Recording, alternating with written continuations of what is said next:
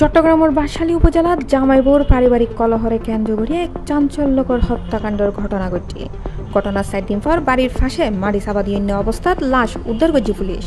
নিহত মোহাম্মদ আশরাফ মিয়া ফকির কালীপুর ইউনিয়ন পূর্ব ঠেমাপাড়া 9 নম্বর ওয়ার্ডের মৃত ফরিদ আহমদের ফুয়া।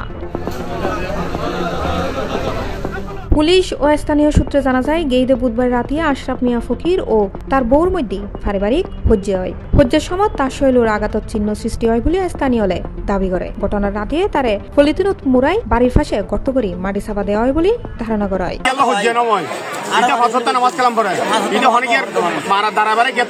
ব্যবসা বাণিজ্য করে হাজার এটা নামাজ কালাম পারে মাজার ব্যাগ এটা আল্লাহ ভক্ত মানুষ বেশ ভালো মানুষ ইটের মতো ভালো আর এলাকার না এটা এলাকার মাছ বেগুর তো মুদর করে কারণ ইটের বিরুদ্ধে হন অভিযোগ আছে কিনা এটা যেসব মানুষ এসছে মানে ব্যাগ করে তো মুদর করে সাইড করবেন না ইটের বিরুদ্ধে হন কি আর অভিযোগ আছে।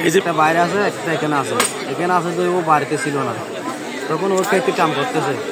খেতে কাম করার পরে এই গাছটা কমলা ছাড়া এটা পানি দিতে আসতেছিল। তারপর দেখতেছে এখানে নতুন মেয়ে, এই নতুন মেয়ে দেখার পরে সুন্দর ঢুকে গেছে। এরপরে 2-3 মানুষ এসে কাম করে মানুষ এটা করছে, দেখছে ট্যাঙ্গিগুলো ট্যাঙ্ক দেখার পরে এই মানুষ বাড়ি গেছে। এতটুকু এর নিজের ফলায় দেখছে আগে। কয়টার দিকে না সকালে 8টার দিকে।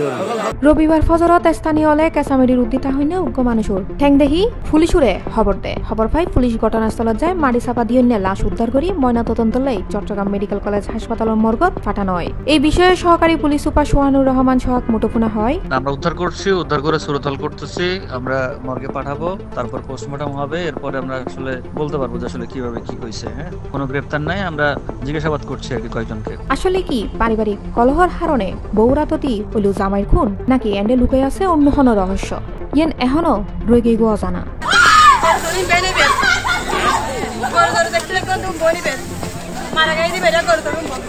C plus TV, Chittagong.